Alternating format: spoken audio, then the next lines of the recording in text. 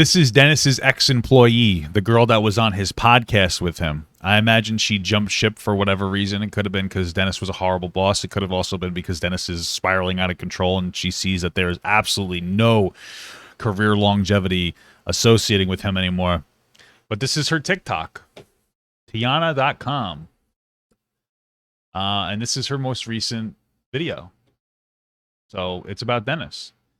This says, actually, you know what I want to do? I want to just do this because the it's better, framing. Story time about quitting your job, please. You can help others avoid toxic workplaces. All right, so let's hear her story about Dennis Noodles. Okay, yes, so I quit my job. If you know who I work for, you know. You probably understand why I quit, but the main thing that pushed me. The one thing I will say is that if there isn't this is really true. If there isn't listen, we know we don't like Def Noodles, but we're going to approach this in an unbiased capacity.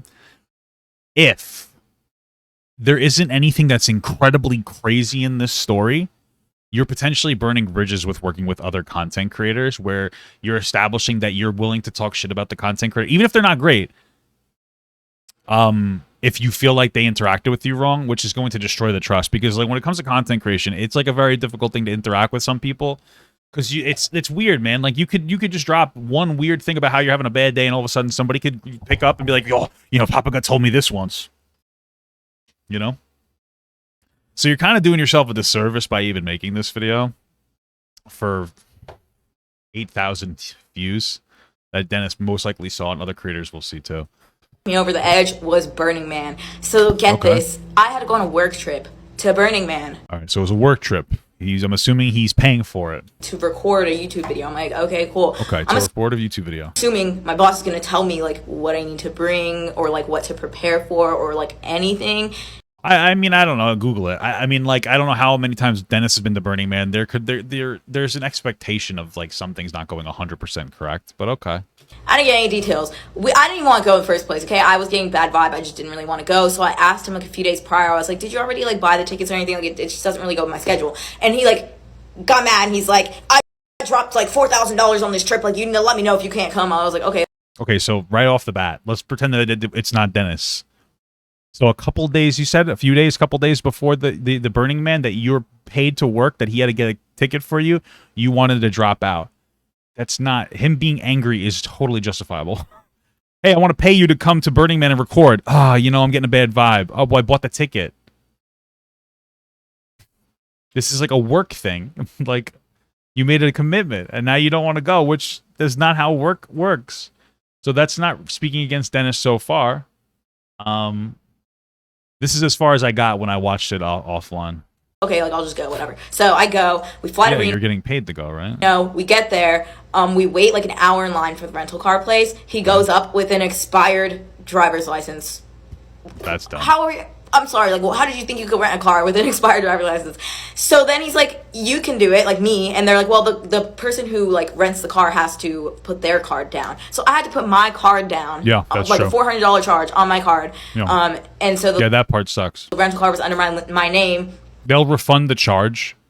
I'm assuming. Okay, so the way that it usually works, it depends on... If Dennis prepaid, I'm assuming that he paid. If he made her pay, then that's a huge issue. We'll get to that. But generally, they're going to take money out of your thing as a deposit, and then they'll give it back to you afterwards. I rent vehicles somewhat often when I go on vacation. So then we drive to Burning Man 3 hours. That shit took 6 hours because he went off road. He was like, "Fuck the GPS. I see it over there. Let's just drive straight through the desert." I mean, that's a red flag right there. The guy has an expired license, and she's in a position where she can't really say. Well, she could. She should have been like, bro, you're not driving.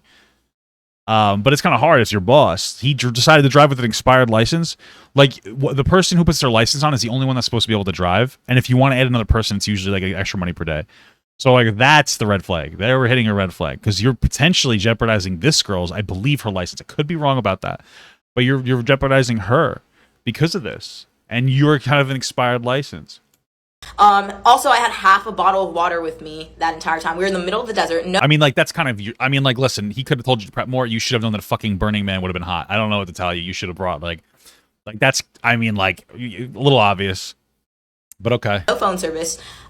He just starts going off road in the rental car, drives in. Oh, okay. Wait, is this all they brought to the Burning Man, or is it just like in the car ride? Okay, maybe it depends on that. Any ditches, like we got stuck at one point. I literally thought I was gonna die, and it was like so bumpy. My head fucking was like hitting the ceiling. I was anxious the entire time. Like, yeah, I would be too. So anxious. It was like literally one of the worst experiences of my life. It was really bad. And then we finally get to Burning Man. Like 5 hours later, we pull up. And then I asked him, I'm like, where are we sleeping? He's like, I'm probably not going to sleep because I have a lot of work to do, but you can sleep in the car.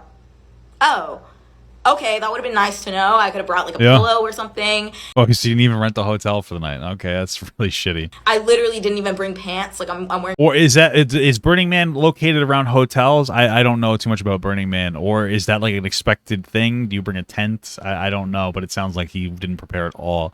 And like, yeah, he is the boss. He should be more prepared.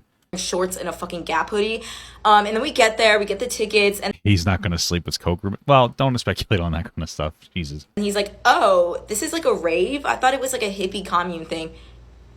How the fuck you just drop 4K on a? You really have to bring a tent? Wow. A trip, and you don't even know what it is. What?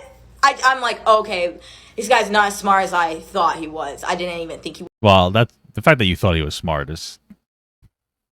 I mean, whose fault is that? If you can't tell he's not smart, then I don't know what to tell you. But I'm like, come on, dude, come on. Like, be fucking for real, okay? Anyways, so we get there. They don't sell water there or food. It's like you literally, it was quick Google search. And I know I could have done it, but it's like I'm going on a work trip. Like I didn't think my boss was dumb enough to not fucking tell me any of this shit. But he didn't do a simple Google search, which if you type in Burning Man, you click on the thing. There's a big thing with a survival guide. It tells you that they don't sell food. They don't like buy or sell goods there. That's what? Is that real? Let me see. Burning Man survival guide. Okay, essential reading for every participant. Wow. I don't care. Okay. Just how it is. So there was no water. I had half my water bottle from the airport, and no food, and we were in the middle of the desert. You don't have any food there? I find that hard to believe, but maybe. And I had to sleep in the car, and there was no bathrooms. There was just porta potties and hand sanitizer. Well, that is a bathroom, but basically. That you should have expected. And I didn't know that, and it was just fucking horrible. Yeah. Yeah, I mean, like, that sounds pretty bad. Dennis is a fucking moron based on that. He had an expired license, tried to rent a car. He had her put her money down and her shit down. Then he still decided to drive. He went off-road. These are all bad things. But, I'm going to tell you, girl, this is probably a good freebie for you.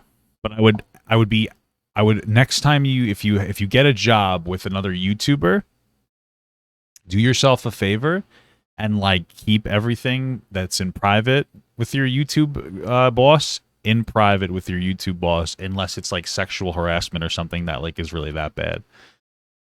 Because like this isn't good, but realistically speaking, as bad as this is, it's not so bad where like this is a story that should be running with when you're leveraging it against your career. Because like this literally could end up being what makes it impossible to employ for another content creator.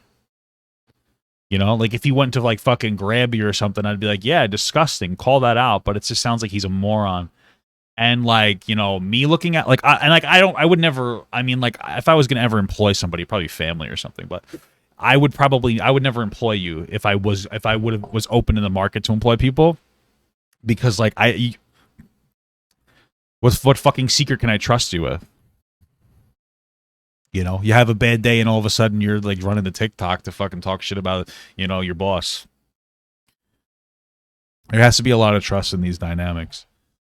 So, you know, hopefully you shit your pants. But hopefully you learn from that experience. If you care about that. If you don't, then it really doesn't matter. Thank you so much for watching, guys. And another special shout out to all my Patreon and Twitch subs. If you'd like to support this channel further than you already have by just watching the video alone, go down to the links below where you can sub on my Patreon, which will allow you to get your name on this beautiful black wall. Or you can go to the Twitch page and you can actually use a free Amazon Prime sub, if you have Amazon Prime, to subscribe. Thank you very much, guys. Take care.